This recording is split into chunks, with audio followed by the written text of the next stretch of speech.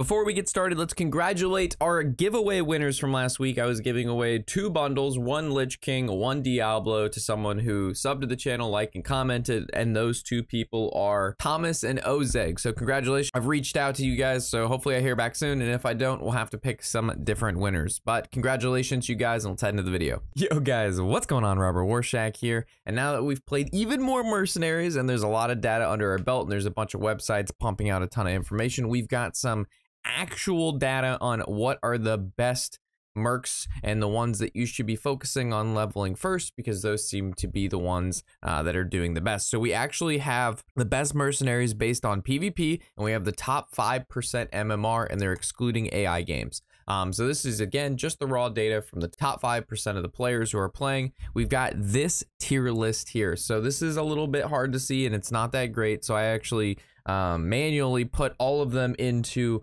my own tier list, which we can just see on the screen here, which is a lot better to look at. So we're kind of going to go over anything that we see interesting here. This is unbiased, just what is performing well mercenaries. And there's a lot of surprising stuff here. There's a lot of surprising stuff. And again, there's going to be a lot of weird combos and a lot of stuff people don't expect. Every day the meta is changing in this game. So it's very much so evolved. Very like a ton in the past week, and much quicker than I was anticipating, to be honest. So the first mercenary we have here at the top, the only tier S mercenary, is Tabish.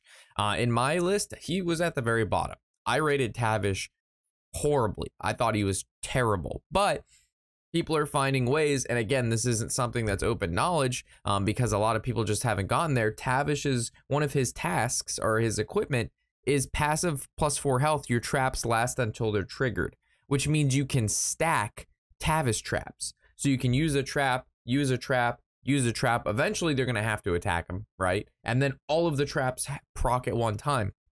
I didn't even know this happened. Like, there's a lot of equipments, there's a lot of mercenaries, and I haven't seen absolutely everything yet. I have a good idea about most stuff because we have still been able to maintain like top 100 MMR. And I do see a good amount of cool things at that rank, but there's so many combinations still, and it's only been a week that obviously I can't see everything. The fact that I think a lot of people don't know Tabish can stack traps, nobody's playing Tabish, that just leads to him being in comps that do really, really well. So if you want to sneak up on some dudes, Tabish apparently stacking traps is how you do it, and he is our only tier S based on win rate. Over 50% of the people who are enjoying the content and watching my videos aren't subbed, and it really hurts my feelings, and it doesn't treat the channel that well. So if you like the content and you are enjoying it and you are watching it, please, please, please throw a like, throw a comment, and of course sub if you do enjoy it, and if not, well, don't do that. But if you are, please do that, and let's head to the next game. Following that, we have Vardyn. We know why Vardyn's good. It's basically, we know why Vardyn's good. His first ability hits all the enemy champions, and it slows them the following turn. Vardyn, in my opinion, is really, really good, and he flows very, very well in the human comp, which I actually have 2 videos of, and I made that yesterday and the day before. Vardyn, very, very, very good. Antonidus, he has a 4-speed fireball, does a shit ton of damage. He synergizes with Rag and Baron, so that's why they're all tier A. I put them in tier A/tier B in my tier list. Definitely not a surprise to see the Antonidus, Rag, and then Baron all here at the top, because they all are fire, they all synergize together, and all of their abilities are really, really strong. Jaina's up here because she's similar to Rokon in that she has ability that basically stacks spell power, so you can use Jaina alongside Vardyn, and Vardyn, since he hits everybody, her spell power goes a lot farther than it normally does. So each time you use her ability and make the spell power go up 3, Vardyn, each one of his flurries go up +3, and it's just like, it's a lot of damage very fast. Rag, he synergizes again with the Antonidus and the Baron. He has a really, really strong first ability, which basically doubles its damage if there's a fireball casted before him. It's a fire combo activator, and Antonidus, with being a 4-speed, will always go before him. So Rag's really good. Karen, he's got the War Stomp and its nature ability. So not only does Karen synergize with Rokon, because Rokon pumps up nature abilities, the War Stomp in general just hits everybody on your opponent's side, and it slows them down. On top of that, he's got the taunt ability, which makes him have taunt and speeds up all of your guys. So Karen is just really, really good because messes with your opponent's speed on both ends. He's slowing them down and speeding yours up, and you can basically flip-flop between the two each and every turn. So every turn, you're either speeding up your stuff or slowing down your opponent's stuff. That's a huge part of this game, is anticipating when you're going to be able to go faster and when your opponent's going to be able to go slower. Karin does a fantastic job at that. Diablo is going to be well paired with Karin and other comps that have to do with speeding up stuff or slowing your opponent's stuff down because of the War Stomp. So Diablo has an insane ability where it basically scales damage based on which heroes have attacked and which heroes have not attacked. So if he's one of the first ones to be able to attack, he's going to do a massive amount of AoE damage to your opponent, and that basically utilizes stuff like Karin, where you can speed up your stuff, and then Diablo goes first instead of going like last, and yeah, he just creams all over your opponent. Plus, he's a green unit, and as we've seen, there's a lot of blue units here at the top. So if Diablo can go down, you can speed him up and get his Fire Stomp out. You could probably one-shot or close to one-shot most of the blue units on your opponent's side of the board. Baron, like we mentioned, is good with the fire stuff. His middle ability basically is a Flame Strike to everything, but if you've casted a fire spell earlier that turn, it does it again. So it's basically doubles it up, very similar to Ragnaros. Ragnaros is single target, while Baron is AoE. And then Vol'jin is a little interesting up here. I didn't expect the shadow comps to do well, but again, we look at some of their equipment and we can see like Ring of Haste here, or even the Static Seahorse, where it's passive, your shadow abilities are 1 speed faster, and obviously they're going to upgrade this. And if you have a shadow comp and your shadow speeds are 1 speed faster, basically your shadow shit's going to go first no matter what. And being able to attack first in this game and just start pinging off your opponent's stuff before they can even get a move in is pretty insane. Moving down to the B comps, it's kind of interesting to see Malfurion and Alex here. Looking down at B here, we have Malfurion. I mean, he does have that root ability, which is kind of nice. It stops somebody from attacking. And then he also has another ability which basically speeds up your spells. So while Malfurion's stats aren't very good and he doesn't like add stacks to the board like Jaina, he's just one of those speed enhancers where he's speeding up your stuff and he's neutralizing an opponent while doing some damage. Alex Strazza here is very interesting because I haven't really seen a lot of people run her, but she does do a decent amount of damage, and she does do AoE if you have other dragons down. So if we start seeing Alex Strazza, we're going to start seeing Gruul as well. So this is where I was mentioning earlier in our other PvP tier list and some of the games we played. If we start seeing these like heroes that don't see much play and then they see play to counter the meta, you're just going to see other things that counter the new counter to the meta, which would then be Gruul, right? Lich King going down here, the main reason I think he's not like tier S or tier I is just because his first ability, you have to use it. It's very, very slow. And a lot of these times in the first 1 to 2 rounds, you're either setting up for your second round or you're doing a massive amount of damage. He doesn't do either of those. He's just a minor annoyance. And his best ability, Coil, it's a pretty fast speed thing, but there's just better tanks right now, like Karin, that can get it done. Not to say that Lich King's bad, he's just not as good as Karin, because Karin has like he has 2 abilities that are absolutely insane, and Lich King really only has the 1. Yo, Blink Fox. So I've seen a lot of Blink Fox, but I never lose against it. I don't know what their big combo is, or I haven't seen it, or I haven't given them enough time yet. But Blink Fox is a hell of a combo activator. It's got a pretty insane ability, which basically takes all of your stuff the next turn off cooldown. So if you use like an ability with cooldown 2, and then you have Blink Fox go last, it'll reset that cooldown on 2, and next turn it speeds it up. So definitely a combo activator there, and if you see a Blink Fox in a comp, you gotta be careful. The Natalie, again, she's just a shadowy Gruul. We got Gruul. Gruul's up here because of Alex. So if you see dragons, you see Gruul. You don't see dragons, you don't see Gruul. Rexxar. So Rexxar, even though the beasts don't seem to be like up here, besides like Blink Fox, which again is think is found in a beast comp, even though it technically is a beast. Rexxar just has a really good set of abilities. I mean, he can summon a beast. He has kill command, which is just a shit ton of damage as long as you do have another beast out, which there are some decent ones. He's just a really good unit in general. I haven't seen him played too much, but apparently he's doing really well at high ranks. Rokon down here in the C tier, and that's just because people probably know they killed Rokon first. The first couple days, they were just getting started. They didn't understand what all the units did, and now that they understand that if you let Rokon live, you're gonna die. Obviously, people who run Rokon, people are just gonna hyper focus him, and then he's just gonna fall, right? So we're seeing a lot of these people who we valued very highly on day 1, day 2, going down a little bit because people know how to go against him now and are playing some new and improved things. Same thing goes for Uther as well.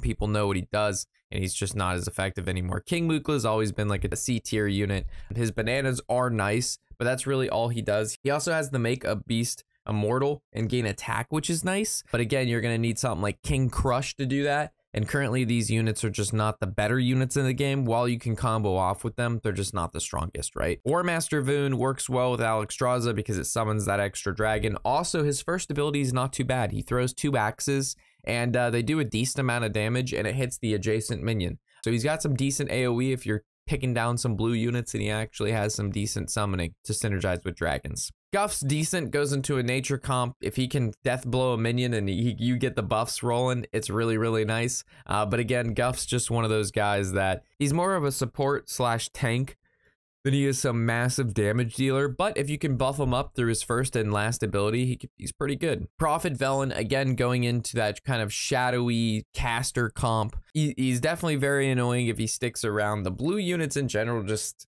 are good. You don't kill a couple of these blue units over time and it'll steamroll you. Prophet Velen is, again, one of the just nice blue well-rounded units. Sylvanas, I've played with her a few times. I'm actually not a big fan of Sylvanas at all. I know she's decent, but it just takes so long for her to be good because not only do you need to unlock her last ability, it's really slow, and then you also need to unlock her equipment that gives her the death rattle. You would rather just have a unit that you can play with from level 1 and it's already good, and play with it all the way to 30, and even if you may not have the most competitive equipment, it's still decent. Thrall falls under that same category where you basically need Thrall's final task, which is a task 7 where he gets Doomhammer, which gives him extra attack and Wind Fury. Varian, however, I think is very good. I actually underestimated. His first ability kind of sucks, but his middle ability is really good. It speeds up all of your humans permanently by 1 for the rest of the game. It's not an attack, so it actually goes over taunt, and it's only on a 1-turn cooldown. So as long as you don't like lead with Varian and you put him in later, and your opponent has a nice juicy green unit you want to kill, his middle ability is going to do like 30 to it, and it also goes over taunt, which is nice. King Crush, again, found in like same rating as King Mukla, just a good beast, maybe even better than King Mukla, just because he can really destroy blue units because he can just keep attacking. But at the same time, if he's frozen or his speeds are slow or he just can't get off one of his attacks, that guy's hella annoying. There's a lot of people playing him in their comp. So if everybody's playing Anduin and everybody's losing, like if you have 2 players go against each other and one of them has to win, one of them has to lose, and everybody's playing him, then the win rate's going to be 50%, which puts him in C tier. I think Anduin's really, really, really good, and he's really good in a human comp. Curtis, I have no idea why this guy's up here, dude. He's good against demons. I've seen a lot of people try demons and play demons.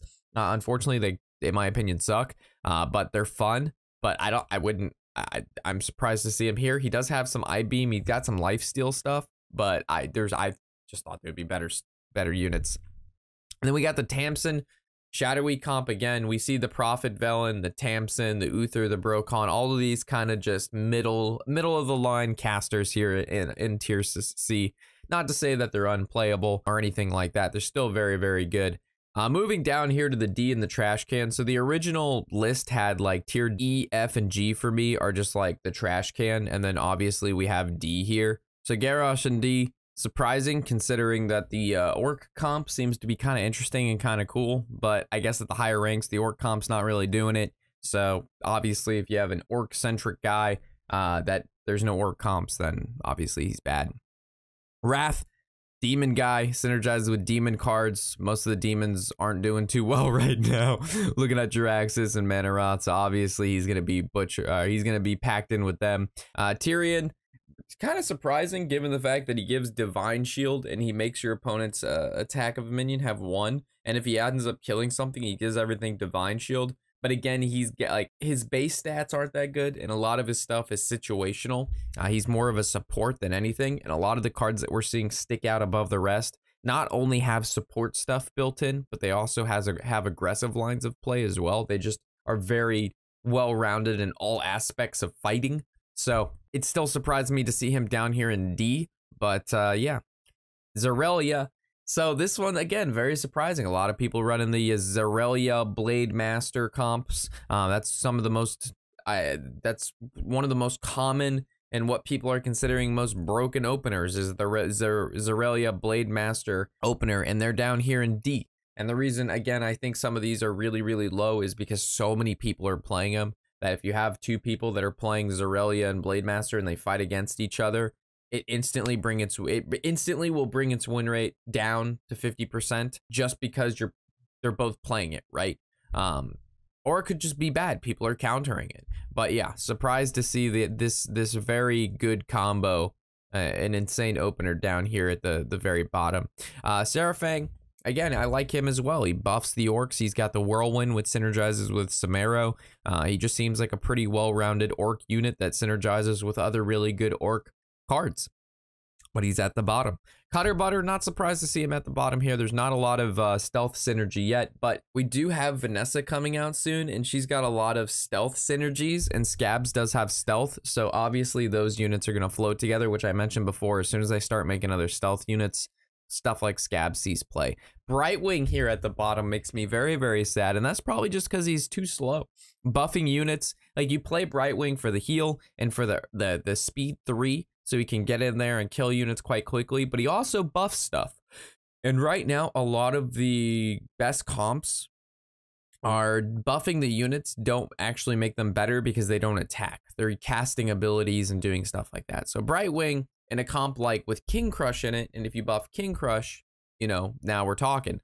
But if you're not really attacking with any of your units and you're just giving them like 3+3 or 3+4, it doesn't really do too much.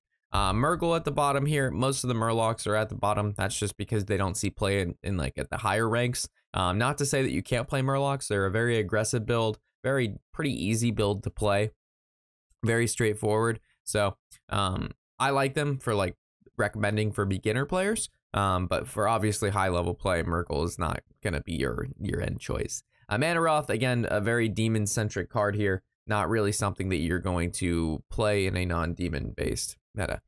We have Blademaster here on the right.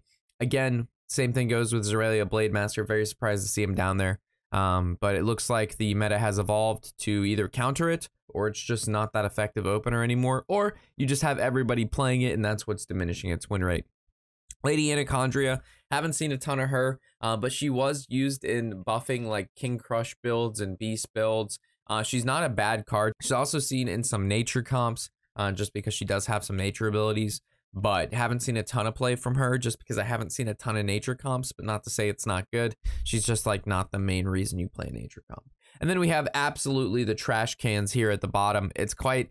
Cornelius was a trash can in my video. I rated Cornelius trash can, so that makes sense. He just doesn't do anything. Growmash, again, just a very slow unit, doesn't really do anything. He's an orc. His first ability is not good, his middle ability is not good, and his last ability is good, but it's just really, really slow. And you have better stuff like Thrall. Thrall is just better. So, Growmash, bad. Mutanus, one of the worst Murlocs. All of his abilities kind of suck besides the taunt one, and even then it requires your opponent to have something that attacks. So Mutanus is bad. Milhouse. So originally Milhouse was like very highly ranked. A lot of people playing Milhouse. Thing is, he dies. He's very squishy, and most people just hyper focus him. So if he's gonna die round 1 and he's not gonna be able to do any damage, it's kind of hard to warrant playing him in your comp when he's like, he just doesn't have the health and he just dies. There's just better people. Illidan, people rated him very highly. I am surprised to see him down here, but again, if we got people trying to play Illidan and there's just not a lot of true synergy for him, it's going to be hard to play him. Tyrande, I haven't seen her since day 1. She does scale with Arcane, which is decent for Milhouse, but like, again, are you really running Tyrande Milhouse? I feel like there's just better things. Carol Romay, so a lot of people played her day 1. She was very, very good day 1. You would just keep taunting her and healing her. But obviously that strategy isn't going to stick around because people are just going to tech against it. And that's what we've seen here. People run Romay, people tech against it, people don't run Rome. Or they just lose with Rome like we've seen here. Because her only purpose was to taunt and heal. So while PvE, she's still really good. Like if you want to farm, she's a great farming unit for PvE. But if you're trying to PvP, the kind of tanky, you know, let's taunt up and do nothing plan while my opponent attacks into her doesn't really work anymore. Lord Jaraxxus, again, a demon, needs demons to be good, not a good thing. Rokon. So I'm kind of, again, surprised to see a lot of these orcs here at like the low bottoms. One of her abilities, if you have all orcs, she can basically almost one-shot a caster. And we're seeing a very caster heavy meta, so I'm not really seeing why the orcs are doing so bad just based on like what the meta is and what the orcs can do, because they're just good. But yeah, she's here at the bottom, and I'm not really sure why, other than to say that either one, no one's playing her, or two, they don't know how to play her, or three, she's just bad. We have two more old Murkai here, again, into a Murloc comp. He's definitely a very good Murloc, because after the first turn, you can just take turns synergizing playing, or he can summon Murloc. So he summons a Murloc that's a 10-15 that buffs the board, and then the other Murloc is like an 18-18. So every turn you're just like making extra Murlocs, and you know your Murgle the Oracle is buffing them. So they work really well together. And then you have Gul'dan here at the bottom. Again, he's an orc. Again, synergizes in an orc comp or some sort of fell comp with demons. Demons suck, so that's obviously not a route. And currently orcs look like they suck, so that's not a route. So obviously a card that relies on orcs and or demons to be good. If those two things aren't very good, neither is him. Very interesting tier list here. A lot of stuff unfolding, and the meta is probably still going to start, like, the meta is still going to shift, because so far the meta shifted like 4 or 5 times in just the past week as players continue to play with all kinds of different comps, see what works, see what doesn't work, and then when something does work, how to figure out a way to beat it. So with that, hopefully you've enjoyed the updated tier list based on stats and not my opinion. And yeah, I'll catch you guys in the next video, of course. I'm Robert Warshak, and happy whatever the hell day it is.